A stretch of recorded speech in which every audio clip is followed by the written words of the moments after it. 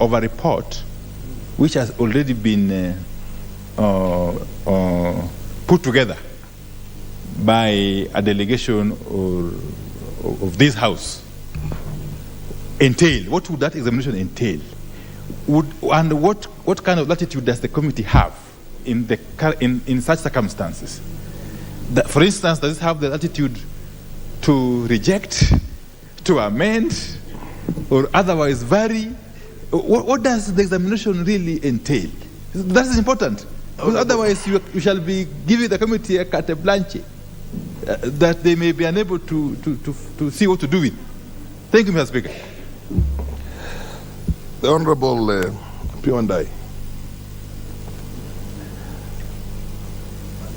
The standing orders were framed. And in this country, when it comes to laws, standing orders, traditions, let's always go back to the intent, the spirit, and the object of the framers of that. When in their own wisdom, or in our own wisdom, we were creating standing orders, we not only said examine the records of all the relevant debates, examine. We went again and said inquire into and examine any other matter relating. The presumption is that this Committee on Regional Integration will have to go through all these reports before they come to the floor of the House, enrich it, debate it within themselves, and only then shall it become a substantive part of this, or rather business of this House, for the House to debate from an informed position when the committee created for that purpose has put in its own inputs into it. That, I understand, I think is the object of putting this into our standing orders. And it's very clear. It says the committee will enhance the role of the involvement of the House. Enhance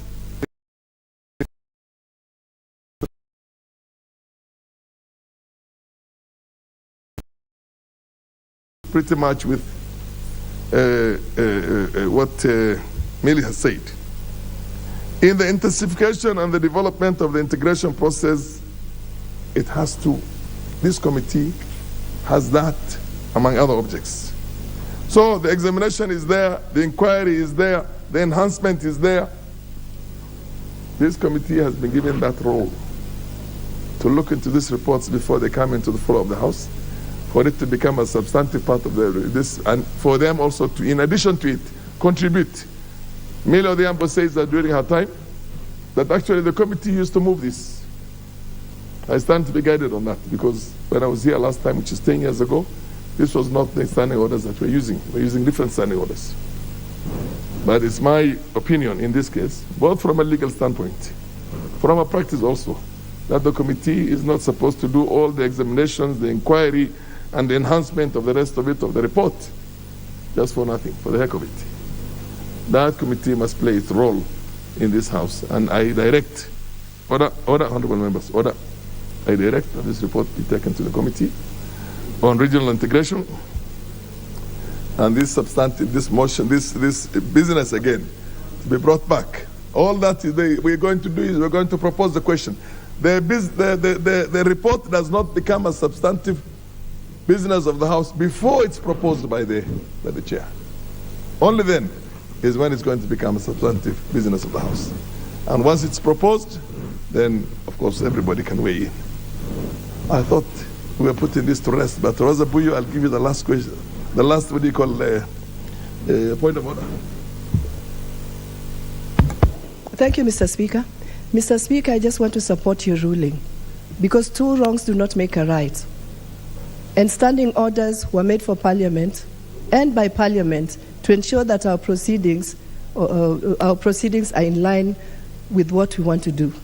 Mr. Speaker, I think that the fact that the chair of regional integration committee has brought it out, and has brought it out in good time, I think your ruling is apt And if we are to ensure that Parliament sticks to its rules, it is the right ruling, and we must not be scared to go back to it. Thank you, Mr. Speaker.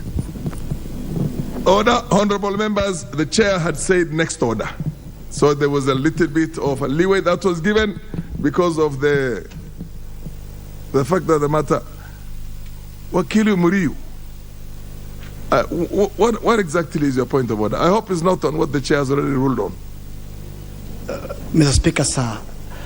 And let's also not use this as an intellectual, exercise. Mine was to give your hand a better glove. Yes. On your ruling. Bearing by the fact that understanding Order 212D, it's clear. And as my colleague has said, Mheshimiwa Mboyo has said, making two wrongs does not make one right.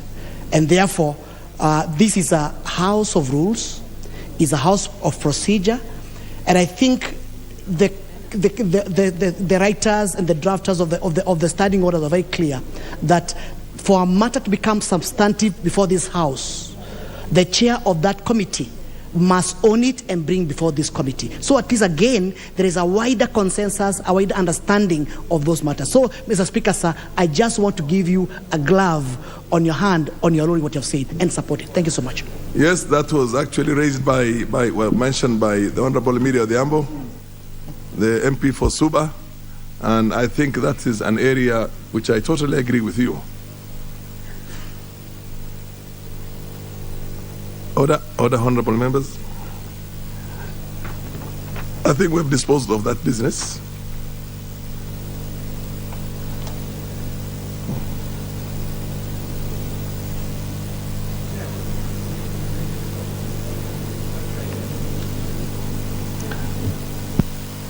If you stand guided, then what more guidance do you want? You've already been guided. Okay, go ahead. Kalasinga. Thank you very much, Mr. Speaker. And Mr. Speaker, I want to thank your ruling. It is a ruling that opens eyes to a lot of things that we need to be following as procedure of the House. And Mr. Speaker, also we stand advised. When the House that we work for, this very honorable House, prepares an order paper and puts an item, it becomes the property of this House, only to be told later this is not supposed to be. Mr. Speaker, this could have advised us from the beginning. Even this did not have reached this point. Mr. Speaker, in Pan-African Parliament, you know it, is an independent parliament. Thank you, Mr. Speaker, we stand guided, but that should be informed. Thank you. Procedurally, even the order paper wouldn't have been prepared to put this question, this statement here, Mr. Speaker. Thank you, Mr. Speaker. Not the honorable member. Yes.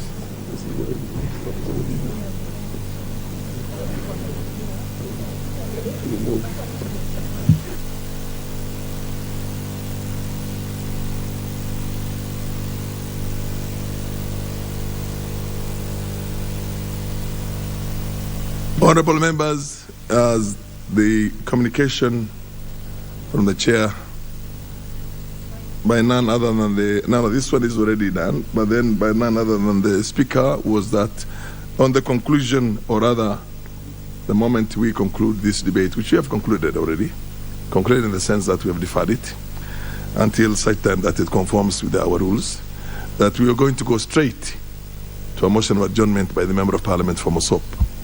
So now we're going to go on that motion of adjournment. I'll call upon the MP for Mosop to move that motion of adjournment. Thank you. Thank you, Mr. Speaker, for this opportunity. I wish to move the following motion on the adjournment of the House to discuss loss of property and close of business due to illegal demonstration. Honorable Speaker, pursuant to Standing Order number 33-1, I arise to seek leave to adjournment of the House in order to discuss a definite matter of urgent national importance regarding closure of business premises and destruction of properties during illegal demonstration in the country. Honorable Speaker, on Monday 20th March 2023, the country experienced demonstration in various parts, including Nairobi, Mombasa, Kisumu, Nakuru, and Kitale, leading to widespread closure of business destruction, and properties and injuries to citizens. Honorable Speaker, there is great concern in many Kenyans that should this illegal demonstration continue on a weekly basis, as indicated by the organizers, we are likely to experience further losses of properties and even lives.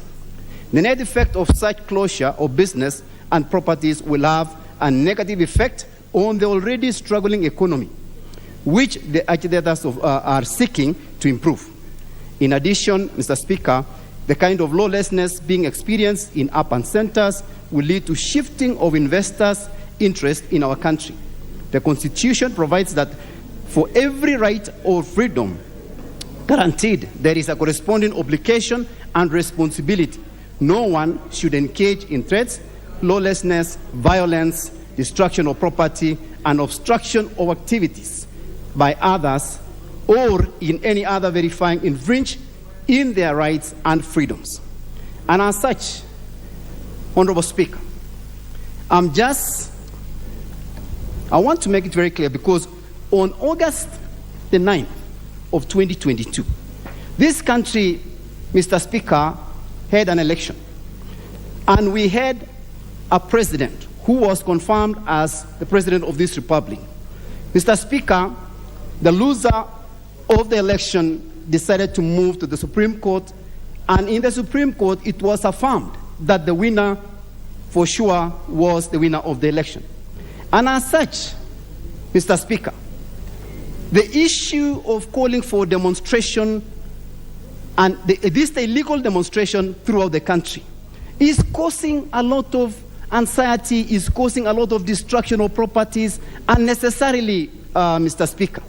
So I appeal, and I am seeking the Inspector General, the Cabinet Secretary of Interior, to enforce law to its maximum.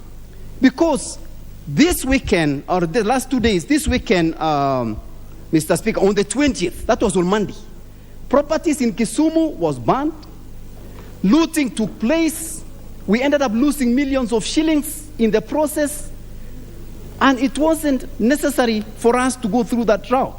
Because according to Article 37, Mr. Speaker, and I will read it here, it says, every person has the right to peaceful and armed, to assemble, to demonstrate, to picket, and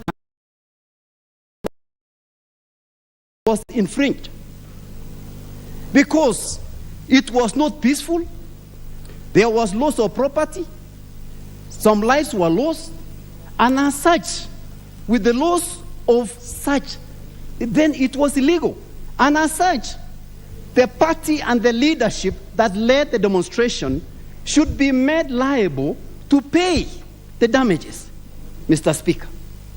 The party and the leaders who organized and led the demonstration should be liable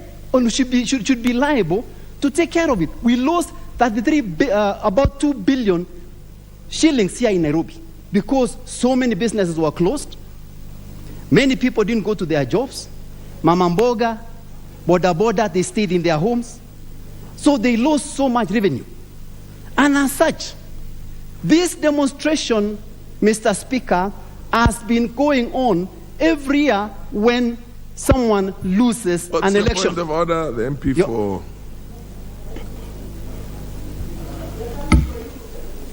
Order, order, there's a point of order. Yes.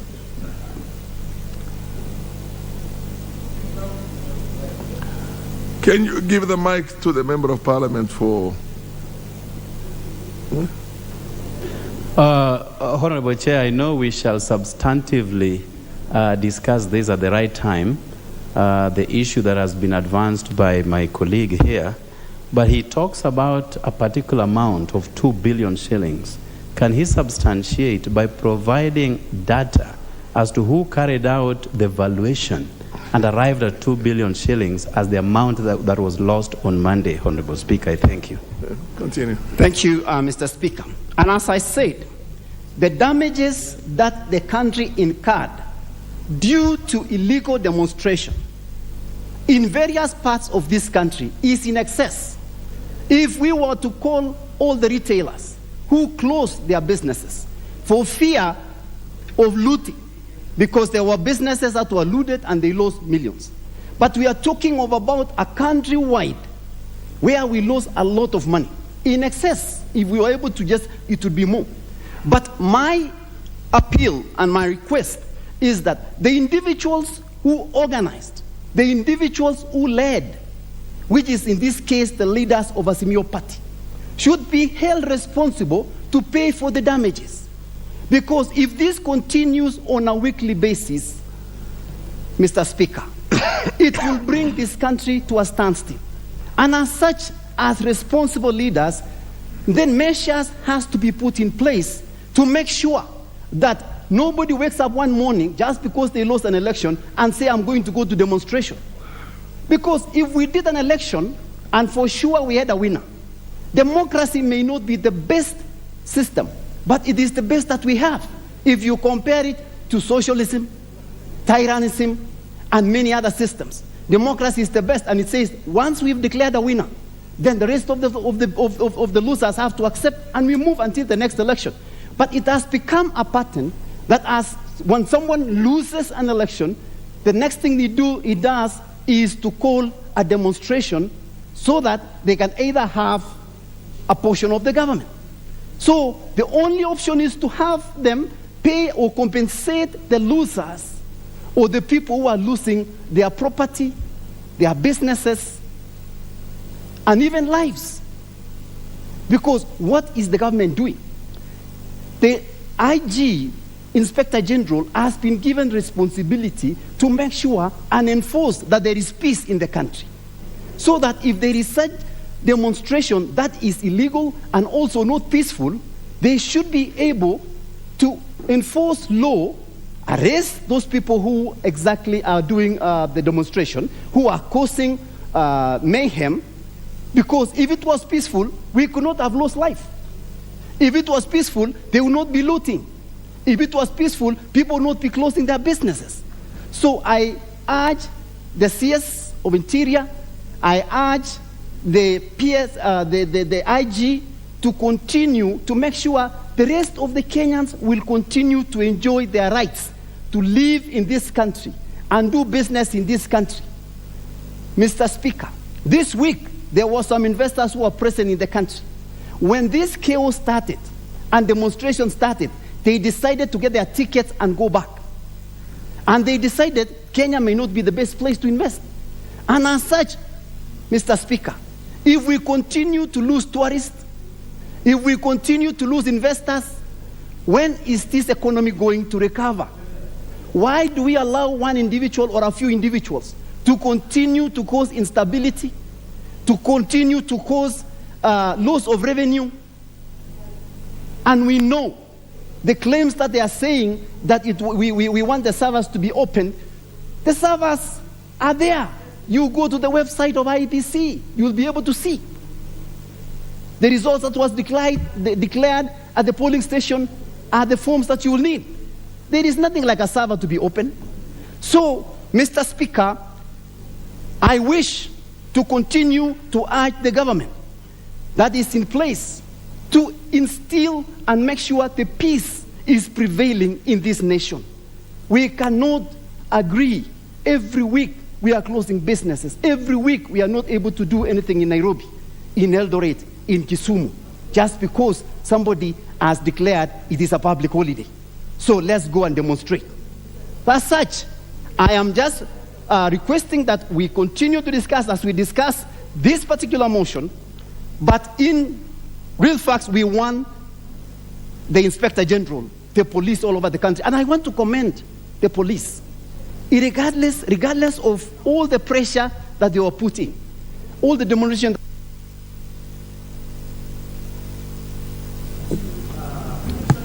Well, yeah. You have run out of time.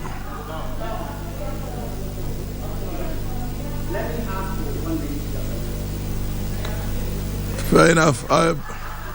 Order. You can have one additional minute. I was asking for addition, but Mr. Speaker, allow me to just thank you and end here. As we say, we need peace in this country. Let's demand that the organizers and the leaders of the demonstration to compensate those losses, and also all the businesses that lost their revenue to be compensated by the party and the leaders of the demonstration. Thank you, Mr. Speaker.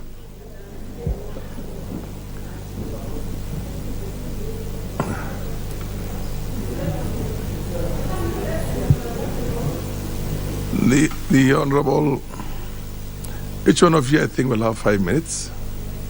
The mover had 10 minutes, am I right? Yeah, I had 10 minutes. The MP for Sotik, Francis Igay.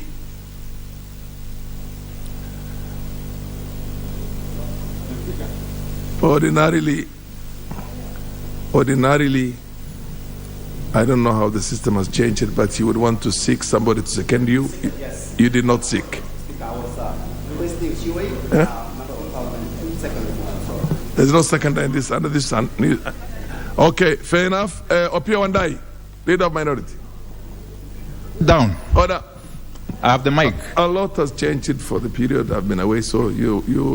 Mr. Speaker, I suppose I've got 10 minutes. Mr. Speaker,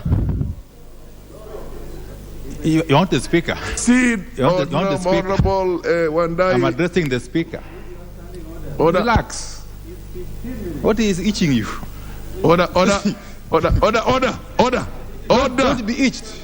Unnecessary. Order. Honorable Wandai. Order. Honorable members. Order. Maya. Honorable members, it will be my pleasure to send as many members of parliament out of this house as are going to be unruly. And I'm warning both sides. You address the speaker. You don't address one another across the aisle. And if that should happen, it's not going to matter whether you are the leader of the minority here or whether you are Owen Bayer, the deputy majority leader. I'll send you out of the house. Order, honorable members. Opio and I proceed. Honorable Speaker, thank you. Let me start perhaps by reminding ourselves. You know, in this country, Mr. Speaker, there are people who perhaps have not yet internalized the import of our very progressive 2010 Constitution. And therefore, they are perhaps living in the past. Mr. Speaker, the provisions of Article 37 of our Constitution are so clear, are so unambiguous, that they require no further interpretation. Even a lay person would tell you that article of the Constitution gives Kenyans unfettered rights to go about their business of demonstrating, picketing, and expressing themselves in whichever they want, whichever way they want. Mr. Speaker, therefore, any other statute law or edict by whomsoever, including the police service, that purports to suspend or otherwise deny the enjoyment of the right enshrined in Article 37 of the Constitution is unconstitutional, null and void ab initio. Moreover, Mr. Speaker, I want to suppose perhaps even if there was any element of illegality in the mass action of Monday, 20th March, it is not for the National Police Service or any person or any other person to proclaim that illegality. The National Police Service, Mr. Sui Bungei, has got no authority whatsoever under the Constitution to declare any meeting or any mass action illegal. If he felt the mass action was going to be illegal, the best thing would be to go to court and seek appropriate orders. And therefore, that's why I'm saying there are people in this country who are still living in the past. These are basically the Kanu-Nyayo era hangovers, which have taken too long to shade off, Mr. Speaker. And therefore, I want to submit that the Monday event was totally and properly constitutional and legal. Mr. Speaker, the mass action of Monday only turned violent because of the violent intervention by the police. And for this, we must hold the police, the particular police officers, and those who sent them. We must hold them personally liable and accountable. Mr. Speaker. Mr. Speaker, we must now set a precedent that in this country, if you cause a violation of the law in the manner the police did on Monday, you must be held to account at a personal level. Mr. Speaker, we have said, and that I'm now talking on behalf of the Azimio la Umoja coalition party, we have said time and again, and we did give notice, a notice of 14 days for such specific conditions, 3 specific conditions to be met. At the expiry of that notice, there was no response. And therefore, we commenced the mass action. Mr. Speaker, one of the conditions, Mr. Speaker, those conditions are: 1, open the server. If you insist you want, open the server, or cause it to be opened for Kenyans to see for themselves.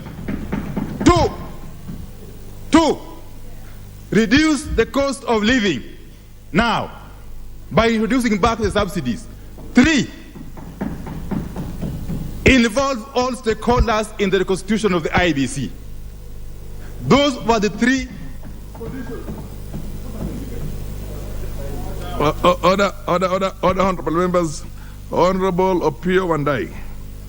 Whereas I would be glad to allow ranking members of the House additional time. Order, honorable Opio Wandai. Order, whereas I would be glad to do it. Could you take your seat? In this matter, order. In this matter,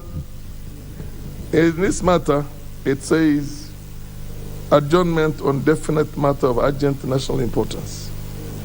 33(4). No member speaking on a matter under this standing order shall speak for more than 5 minutes without the leave of the House, except that the mover may speak for 10 minutes. It doesn't matter whether you're going to be the majority leader or the minority leader or a ranking member. Order. It's order, honorable. Order, honorable. Order.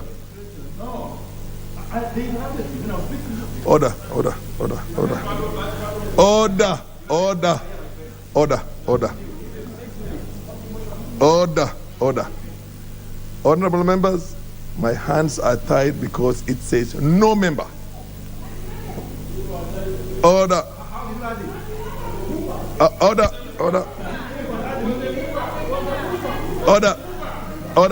Honorable members. Order. I admit it was a mistake. Order. Order.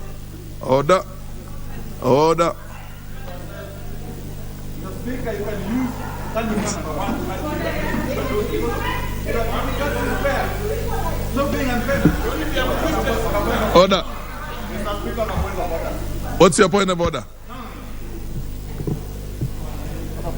Yeah. Honorable Speaker, thank you for your guidance. And I see it is indeed true what you are saying, that 33(4) says no member speaking on a matter under this standing order shall speak for more than 5 minutes without the leave of the House, except the mover may speak for 10 minutes. Honorable Speaker, with all due respect and begging your indulgence under standing order number 1, I would request that we move the House then to give leave to the House for the leader of minority and the leader of majority to speak for at least 7.5 minutes with the leave of the House. On matters,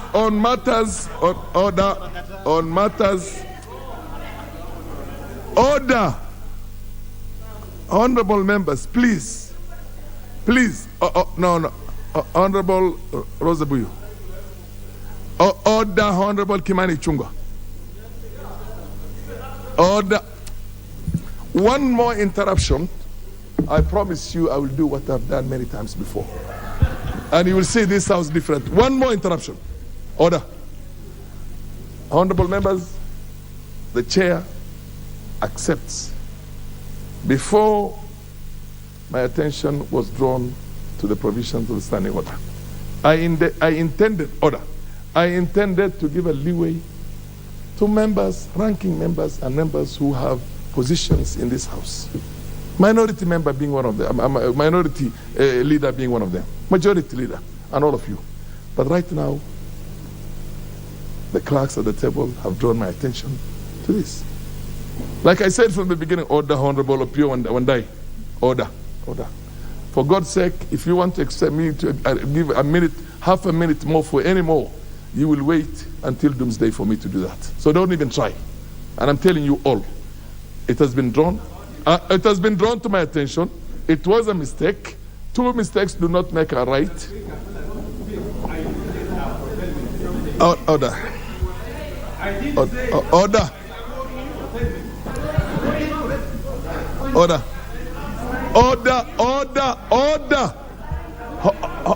Honorable members, Honorable Member Kimani Chungwa, you have exactly 5 minutes. Proceed.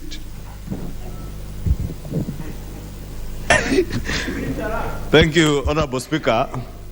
And Honorable Speaker, if you allow me, Honorable Speaker, I don't want to spend a lot of time. I'll try to work within the 5 minutes, Honorable Speaker.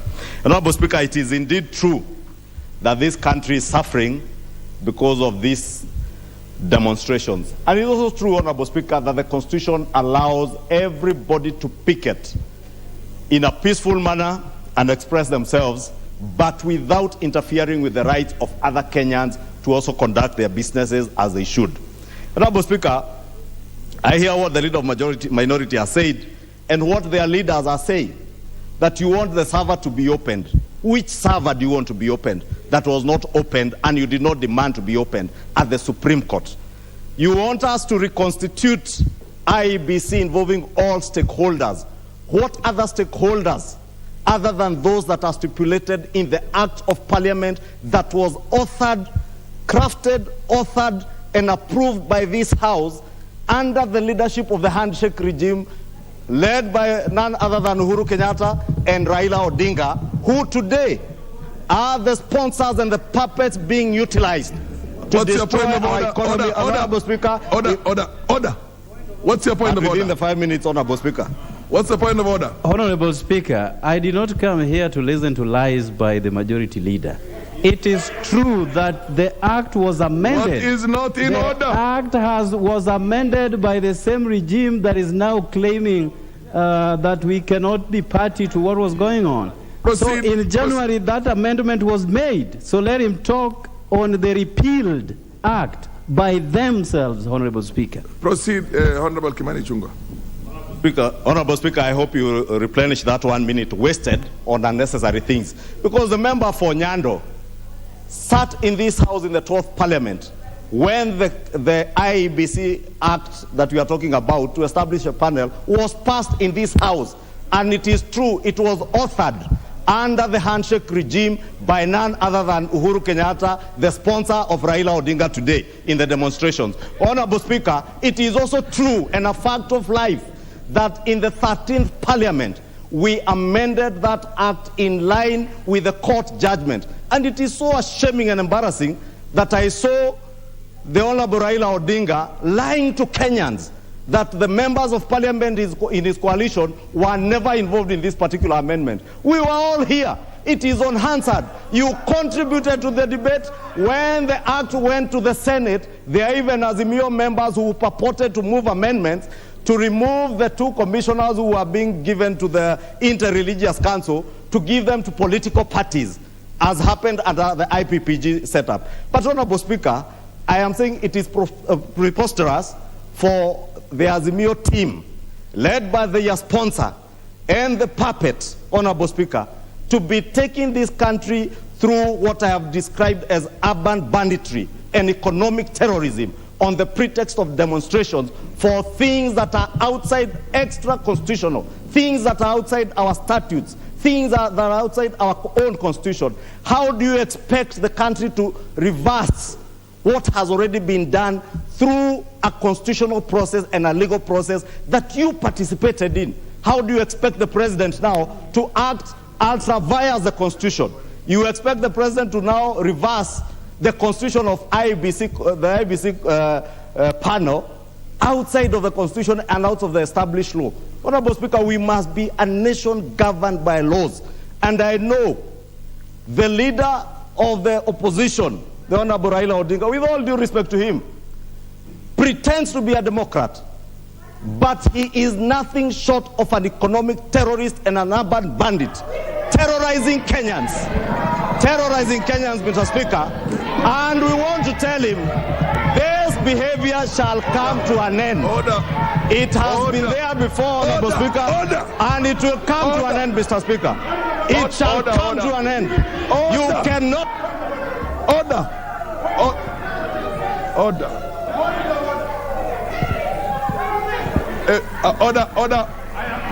Honorable Wandai, you are a senior member of this House. When you ask for a point of order, you have to wait to be given that point of order. Order. Honorable members. Order. Honorable members. Can you wait for me to give you your point of order? Mheshimiwa MP Fonyando, if you stand on your feet. Order.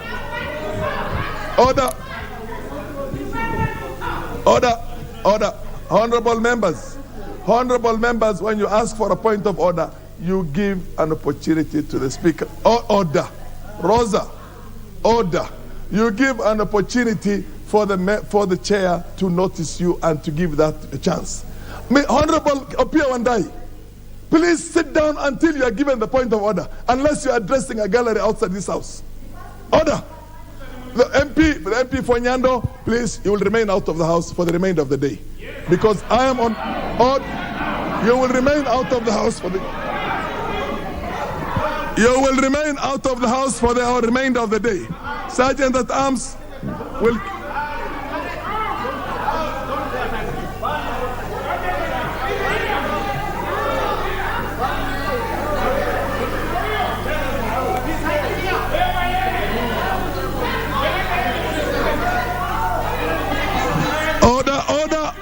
Honorable the MP Fonyando.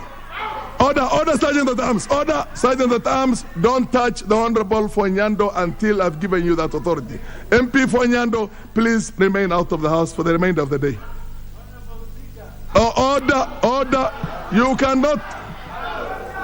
Order. You cannot transact any business.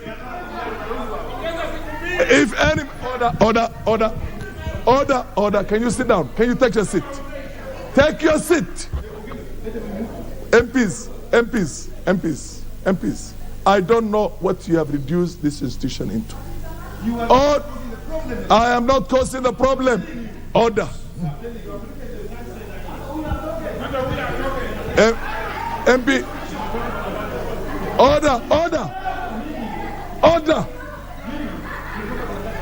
Order. The MP Cherorot, you will remain out of the House for the remainder of the day. You cannot engage members across that. Anybody who decides to flout the rules, if it's going to take me throwing all of you out, I'll throw you out. I am a servant to the rules. The MP Fonyando, can you get out of the House? Order. Cherorot, out of the House.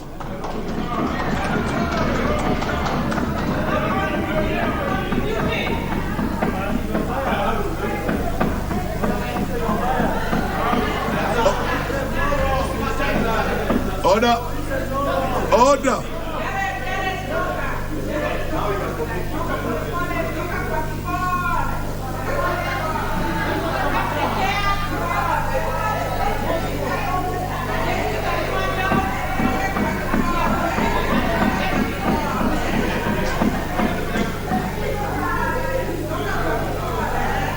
Order.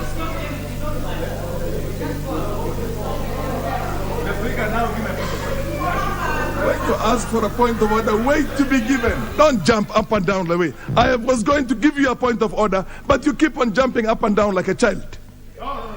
Order. Order. Honorable Member for Nyando, can you get out of the house? Proceed.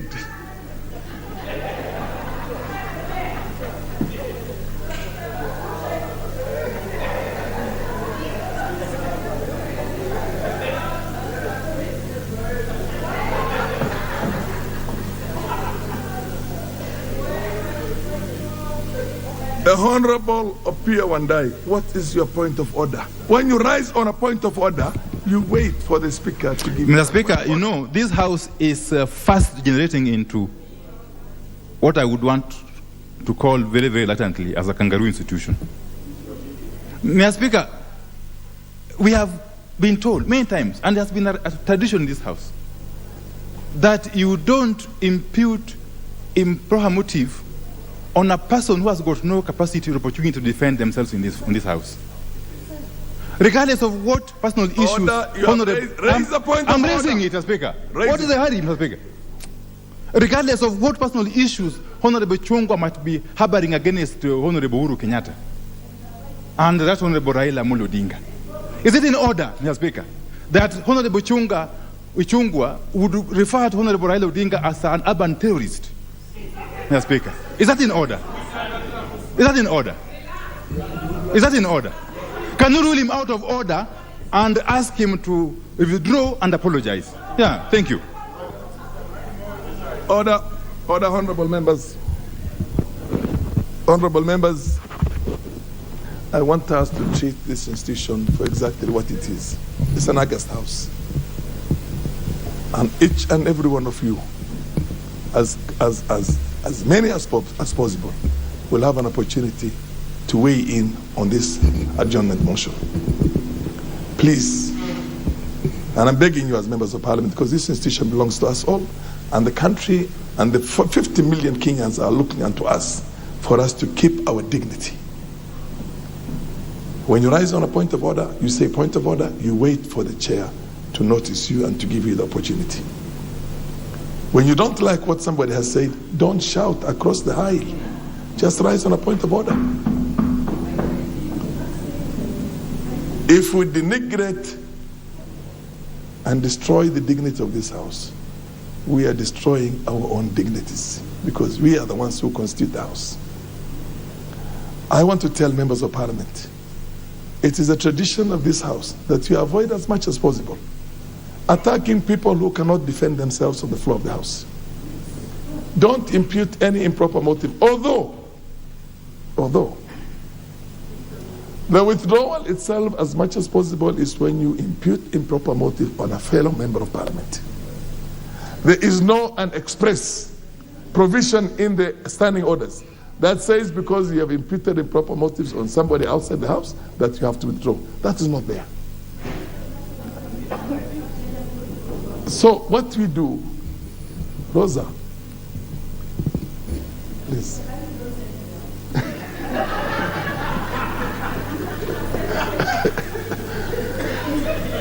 So, I'm sure you have exhausted your time. Because of the melee. Eh? Does he have some more time? He does not have any more time. Inyikal, order, you have exhausted. It's exhausted, yes.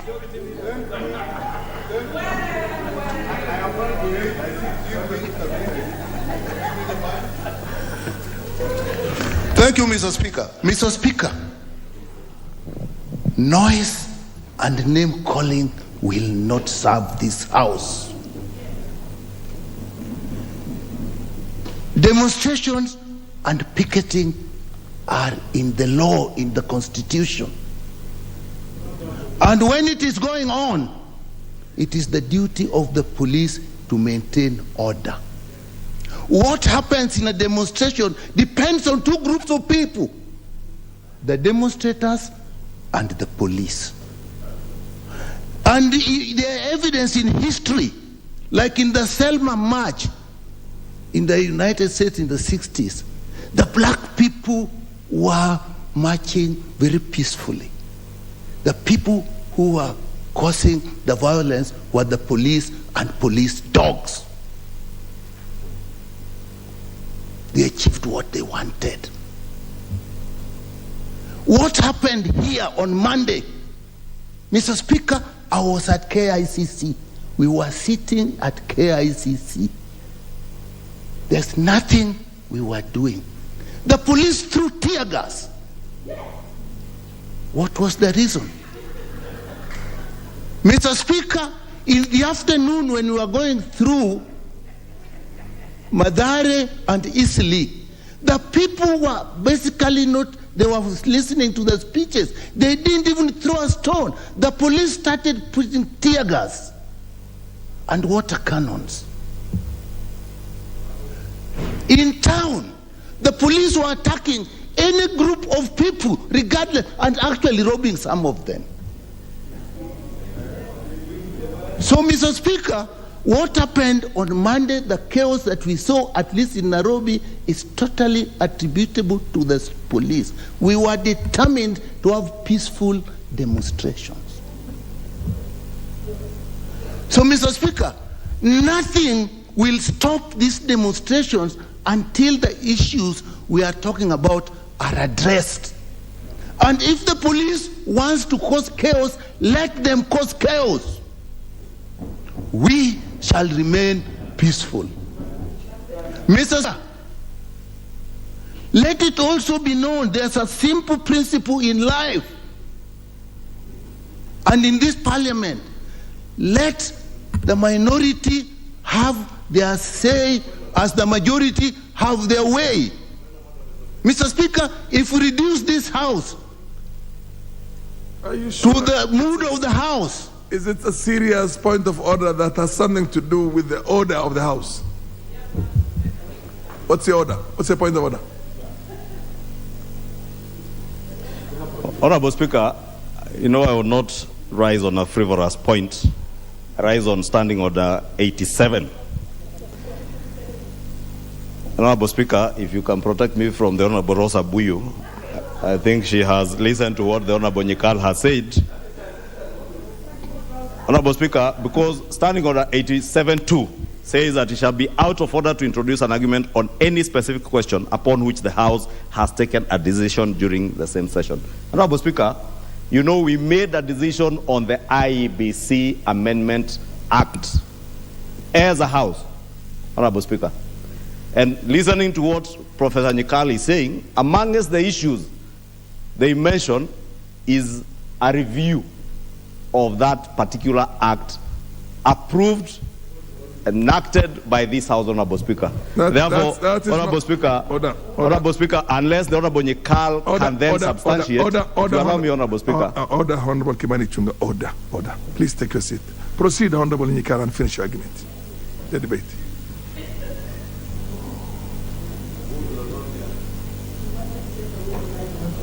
So, Mr. Speaker, I was saying, if we want peace in this country, let the principle which says, let the minority have their say and the majority have their way. If we get into a situation where the mood of the House stops them from debating difficult issues, we have no other option but to go and discuss them in the street. And that is what we shall do. Mr. Speaker, nature also says, those who have more will be expected of them. If you have more power in your hands by whatever way you get it, it is your duty to make sure there is peace and order in in the country. And if you fail to do so, we shall continue. Monday is on.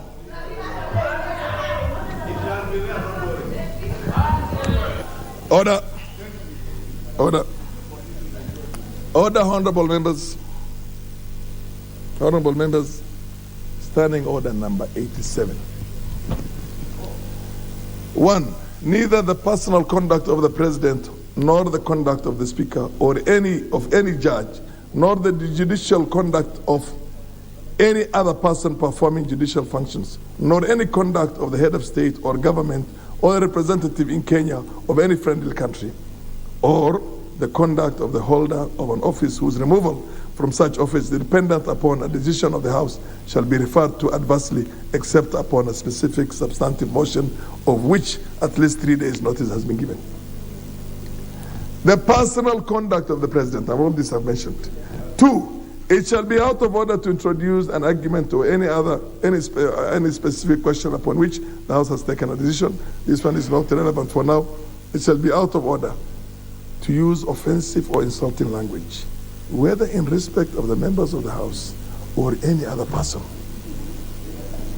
4, no member shall impute improper motive to any other member or a senator except upon a specific substantive motion of which at least 3 days notice has been given, calling in question the conduct of the member or the senator.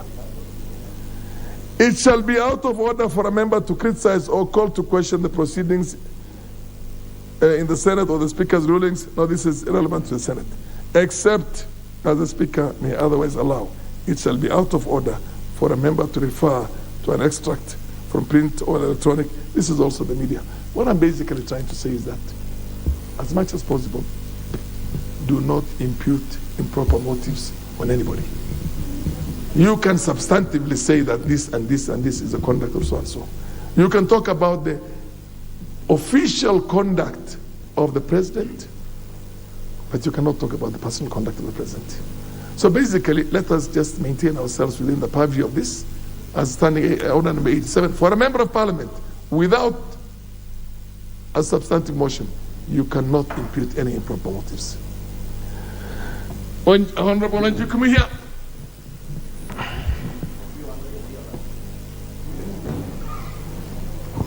Honorable Speaker, thank you. And I just wanted to raise a point of order because I was getting scared when Honorable Nyika was speaking, because he was really using his hands, and I thought he's now to demonstrate here in the House. But having said that, Honorable Speaker, I want to support this motion. And I want to say, Honorable Speaker, that we all belong to this country. We do not have anywhere else to go if this country burns. And for that reason, it is paramount for all leaders, whether in opposition or government, to consider peace as the utmost important item in the lives and livelihoods of Kenya. Honorable Speaker, having said that, demonstrations are allowed in the Constitution, and now Article 37 is very popular. But when you read, it is written that you shall do it peacefully and without being armed. And Honorable Speaker, when you are looking at our TVs, we saw quite a number of youths who were armed. In fact, Honorable Speaker, there was a video going around where we saw some stones being sold at a cost of Kenya shillings 20 bob. And this kind of intention beats the logic of the demonstration.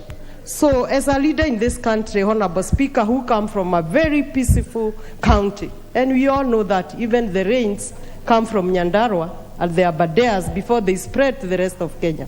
This just shows you how peaceful Nyandarua County is.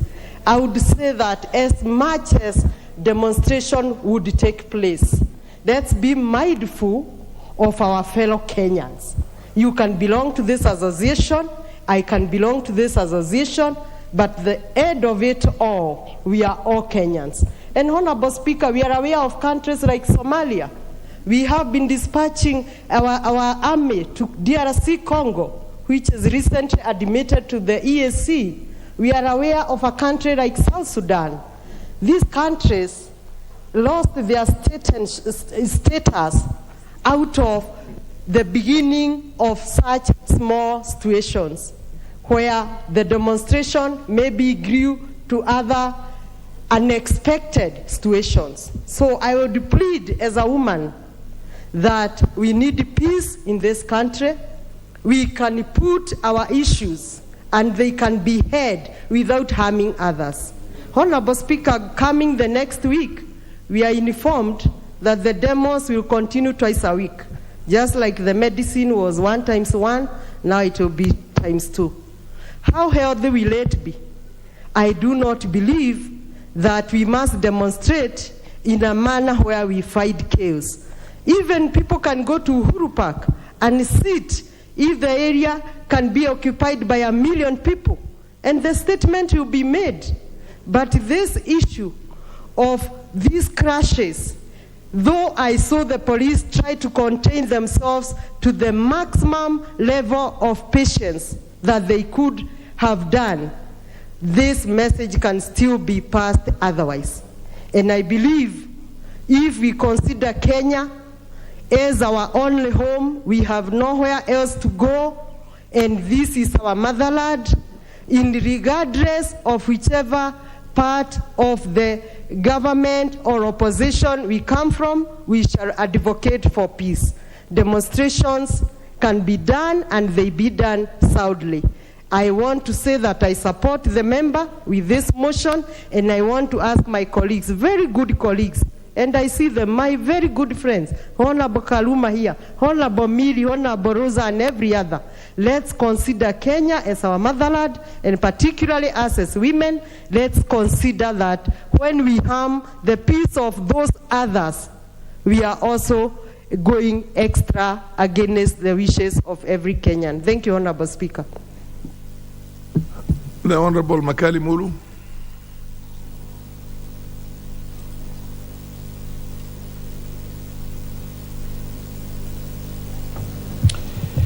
Yeah, thank you very much, Honorable Speaker. Honorable Speaker, I just want to add my voice to this important debate. Honorable Speaker, I think there are some fundamental questions we need to ask ourselves as leaders in this country. Honorable Speaker, this is the only assembly where every part of this country is represented. Honorable Speaker, if you mentioned any village in this country, you realize that there is somebody who represents that village in this assembly. That being a fact, Honorable Speaker, it means that as we approach issues, we must realize that the issues we discuss here must be issues of public interest. When we discuss issues here, honorable members, it must be issues which promote public interest. First question, the demonstrations on Monday, were they constitutional? Is there a constitutional provision for them? The answer is yes.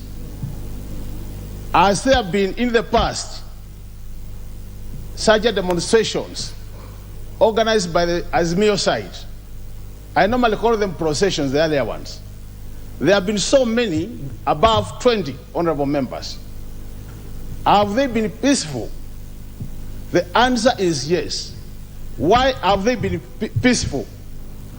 They have been peaceful, honorable members, because the police provided security instead of coming up and becoming brutal to the wananchi. So the reason why we have a problem with the Monday demonstrations is because the policemen, who we do provide budget for every year, or we pay their salaries every month, instead of protecting the public, ended up fighting, throwing tear gas, doing all such things you can imagine to the public. The question is, if the police behave the way they have been behaving in the past, in the other more than 20 processions, would there have been any problem? More likely the answer would be there would have no problem, Honorable Speaker. But Honorable Speaker, to me the most important question, and that's why I wish my friend Honorable Ichungwa was in the House, Honorable Speaker, While I respect Honorable Kira, who is my good friend, if I were the one crafting this motion, Honorable Speaker, I would have asked for an adjournment motion, Honorable Speaker, to discuss the cost of living in this country. So that the ideas we are pushing in this House, Honorable Speaker, are issues will be coming from the majority side and the minority side, sharing experiences, sharing strategies, sharing all what can be done to bring the cost of living in this country down, Honorable Speaker. Honorable Speaker, there is a common thing in this country. Whether you are in Azimio, whether you are in Kenya Kwanza, every Kenyan is complaining about the cost of living.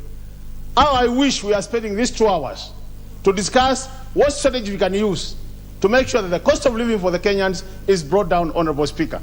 Honorable Speaker, that's why I get very, at times, concerned as a Kenyan. I'm a leader in this country, and by the same time, I'm also a Kenyan. You realize, Honorable Speaker, the kind of energy, the kind of figure, the kind of zeal we use in this House in mentioning individual names, which don't add up an additional plate to our tables. It concerns me. I wish we spend a lot of time discussing things, Honorable Speaker, which can change the lives of our people. Honorable Speaker, these demonstrations will continue forever so long as the issue of cost of living is not addressed in this country.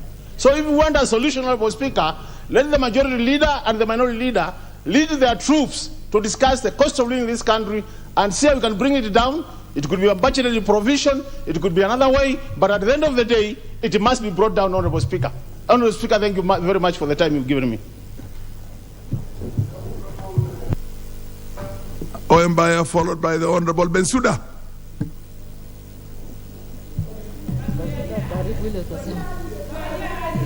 Give me the microphone.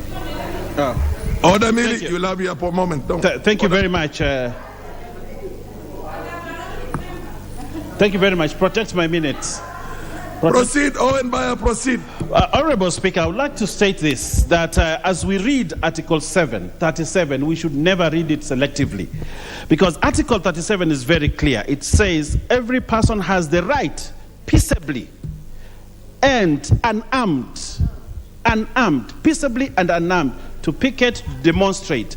But what we saw on the 20th was an army that was invading Nairobi. People who are in military fatigue, who are camouflaging themselves, not as demonstrators, not as picketers, but people whose only intention was to go to State House and evict the President of this Republic of Kenya. And that, by dint of that speech, by whoever made it, those people that are economic saboteurs in this country, that they want to go and evict a sitting president who has been elected and put in office by this constitution, I want to tell you that whoever wants to do that, it will not happen in this country, because the police will protect the President of the Republic of Kenya. And that's what they did that day. Peaceably, Mr. Speaker, we saw people carrying stones and throwing stones at the police. We saw that in Kibra. We saw that in other parts of this country. Those are not peaceable demonstrators as expected by the Constitution. Mr. Speaker, we saw people who were armed and were approaching the police. The police were there stationed to ensure that they give people an opportunity to do their picketing well. And the president said it very well. Whoever wants to do picketing, whoever wants to do demonstration should call the police officers, sit down, have a plan on how that demonstration was going to be done. That's what the president said. But we didn't see the organizers of the demonstration do that. What they did is they gathered themselves, put in some new military uniform in this country, and come out and say now they want to overthrow this government. Mr. Speaker, the police are here to ensure they maintain peace. One of the things to maintain peace is to protect the democratic rights of Kenyans and to ensure the democratic rights of Kenyans enshrined in this constitution are protected. And one of them is to protect the sovereign. And therefore, the police were protecting the sovereignty of this nation against people whose only idea is that they can never lose an election. Every time they lose an election, they think that the election has been stolen. That these same people, that they want to hold this country every year at ransom. That after every 5 years, they must cause chaos for them to be heard. This president has made it very clear They can make the noise, they can do the demonstration, but there will be no handshake. And if they can't hear me now, they will hear me later, because I will still say the same thing. There will be no handshake. Honorable Speaker, they destroyed property in this CBD. A few people who are charged by the inciting speeches that had been made by people who know nothing else in this country apart from inciting the publics. They destroyed property here. We saw a group of young people pull out a rail and throw it on the road. We saw a group of young people pelt buildings in this. We saw a group of people who wanted to attack the Supreme Court here. What were the police supposed to do? To stop it. How do they stop it? They stop it the best way they can. But what happens to the economy of this country? Today, the tourists that were in Malindi, that were in Kilifi, left. They went back. And they said, this country, they can never come to this country. We lost revenue in Malindi, in Watamu, in the coast region. We lost revenue. Why? Because of these demonstrations. Today, investors leave this country every day. Honorable Bensuda, followed by Honorable Sioi. The chair has got to be sensitive to the other agenda. Proceed.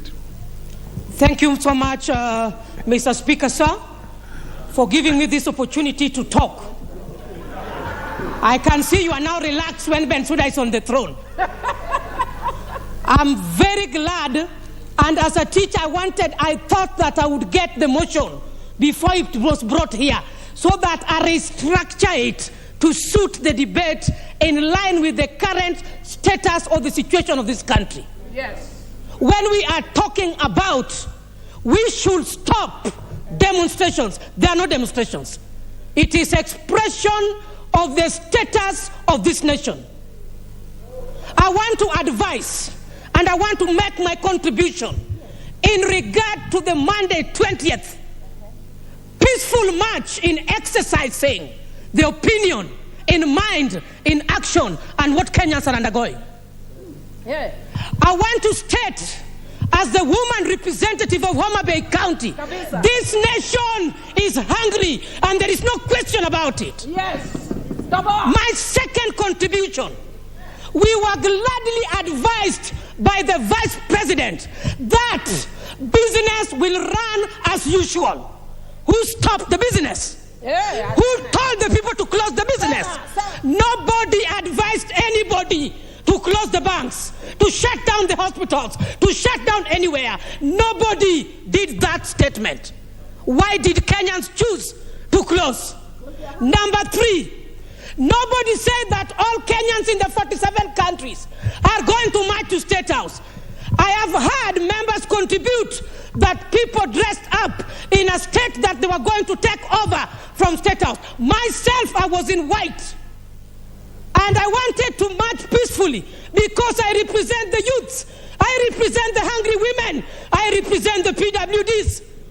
Mr. Speaker, sir, I want to tell you that I was told She's a youth. I am a woman and I'm representing all of them. I am on the floor, Mr. Speaker, sir, can you protect me? I do not want interference. Order. What's your point of order, Honorable Bayer?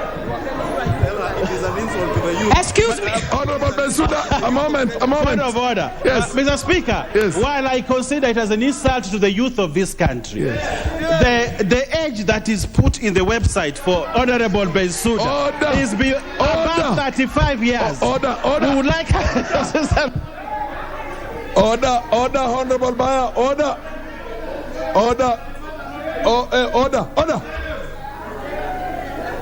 Honorable members, order. Order.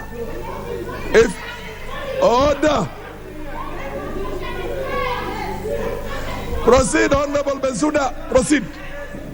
Thank you so much, Mr. Speaker, sir, for protecting me. No wonder even the 2/3 gender rule cannot go through in this house. When I'm making substantive statements, and I think he was sleeping, I talked about representation. I didn't talk about youths. Mr. Speaker, sir, I personally witnessed witnessed because I closely navigated this city on that day. I began by the University of Nairobi, the world-class university where I went, and there was heavy firearms at those gates, a conducive which cannot encourage learning.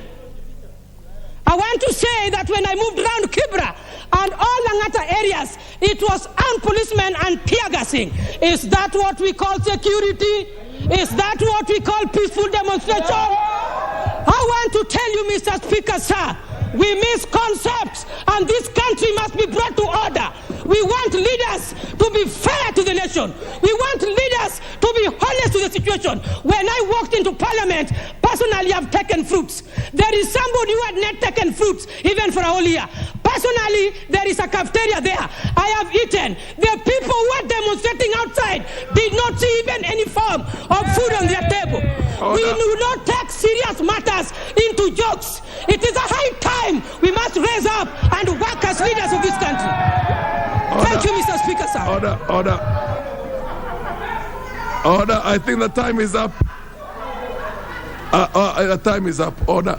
Honorable Sioi, followed by Honorable Korere.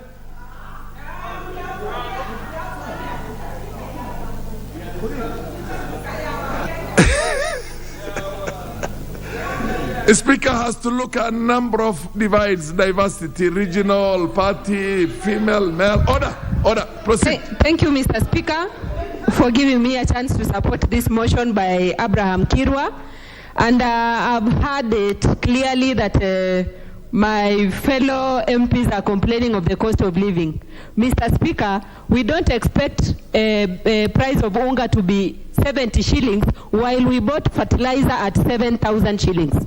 The input was so expensive, and the maize that we are eating at the moment is the very same product from the high cost of production that the members of parliament who are complaining here were in that parliament, in the 12th parliament. You guys were in the government. You were with, yes, you were there. Let us not politicize what cannot be politicized. We cannot continue politicizing what cannot be politicized. What's your point of order, Honorable Miriam Diambo? Thank you, Mr. Speaker. And I do apologize for my sister for interrupting her, because I don't like interrupting my sisters when they are speaking. Order. But having said that, Mr. Speaker, is the honorable member in order to be calling us guys, especially given the debate that members have been preoccupied with about guys and women and cross-cutting issues about men and men and women. Mr. Speaker, you cannot call me a guy. I am straight. I have nothing against LGBTQI, but I am very straight. My husband is a man and I'm a woman. Don't call me a guy, please. All right, I apologize. Proceed, Madam Sioi. Thank you. So, what I was trying to put across is that the price was raised during the 12th parliament, and we have to continue until we finish the maize that we planted with high cost. That is one. Number two, we are talking about cost of living going high. There is no one in this house, Mr. Speaker, who doesn't know that the price of fuel went high. Automatically, it is the reason as to why the cost of living has gone high. Mr. Speaker, is it right, Mr. Speaker, for Honorable Member Raila Omolo Odinga to demand that unga? I'm asking a question. Proceed. Is it right What's your for point him of order? to demand? What? Order. Yes, what's your point of order? Yeah. You have just ruled a while ago that we should not actually be able to talk of somebody who cannot defend himself in this house. It is not even 5 minutes ago, Mr. Speaker, when you said that. So what is the honorable member implying? Are they on politics of vengeance, or they are there here to prosecute serious matters, Mr. Honorable Sio, proceed. Thank you. My question was, I don't think it is right for us to say that we want the cost of unga to be at 70 when we planted using fertilizer that it is at 7,000 shillings. Another point, and that was during the handshake. Another point I want to bring across is the members of parliament were elected to come and defend or speak on behalf of the constituencies. Why are we involving our electorates to go to the streets when you are here and you are not fighting for them, you are not fighting for the cost of living to be low? Because I've not seen anybody bring a motion. It is today that I saw Honorable Kagiri coming up with a motion stating that we have to ensure that the cost of electricity goes low because of the cost of living. No one has come with such a motion to ensure that we are bringing the cost of living down. So, members of parliament from opposition, we are urging you, please bring the issue in the House. Let us debate here. Mr. Speaker, my friend Honorable Mili, we want to Kimbiana inside here. Please, let us not Kimbiana out there. Order. And we are here. Order.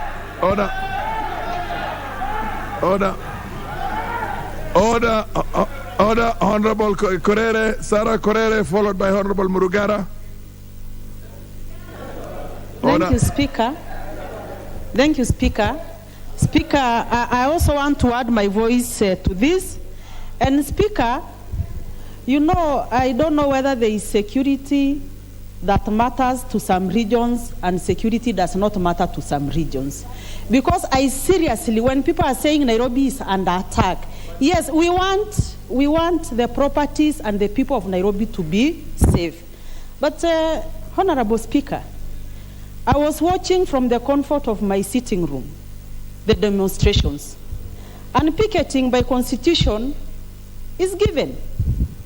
And if Kenyans want to express themselves peacefully, so why don't they?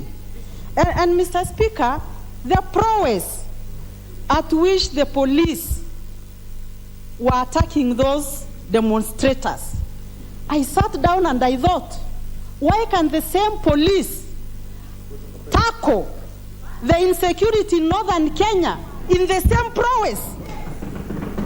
Well, Honorable Speaker, you know there are some small boys picketing and some few old men, you know, the people who cannot even scare a rat from a hole. And Honorable Speaker, the kind of things we saw displayed by the Kenyan police leaves me wondering, is it really true that they have been unable to combat the insecurity in central Kenya? Where, Mr. Speaker, about 50 bandits, you know, northern Kenya, about 50 bandits have brought the police, the army, name them, the GSU, into a standstill. And Honorable Speaker, honestly speaking, you know Kenyans are watching us. And Kenyans are wondering, did they send us to this house to come and call each other names? Honorable Speaker, from where I sit, I was in Azimio. And honorable members in Azimio, I will say this because I must say, when you refuse to win elections, please deal with your matter. You know, Speaker, yes, when you refuse, because if you have known that in Kenya, for you to win elections, you must steal. You should have invested in stealing the election. Honorable Speaker, and you know, Speaker, no, relax, hold your horses, members. Honorable Speaker, you know, as a mother, my heart goes out for the woman whose son was killed in Maseno. It should not have happened. It should never happen. But Honorable Speaker, if demonstrations has to continue on Monday, we have to propose a few things that they have to list down to add, so that we can also think whether we can join those demonstrations. And Honorable Speaker, I want to say, because you said people should not, name people in this house who cannot defend themselves. I am a Jubilee member, and my party leader Uhuru Muigai Kenyatta, de facto. Uhuru Muigai Kenyatta, in 1992, there were demonstrations in this country. In 2007, there were demonstrations in this country. In 2013, there were demonstrations in this country. In 2017, there were demonstrations in this country. For anybody to accuse Uhuru Muigai Kenyatta of sponsoring those demonstrations, you must be suffering from something we need to interrogate later. Because, Honorable Speaker, he could not have sponsored demonstrations against his own government. So I want to plead with the leaders. Much as we want to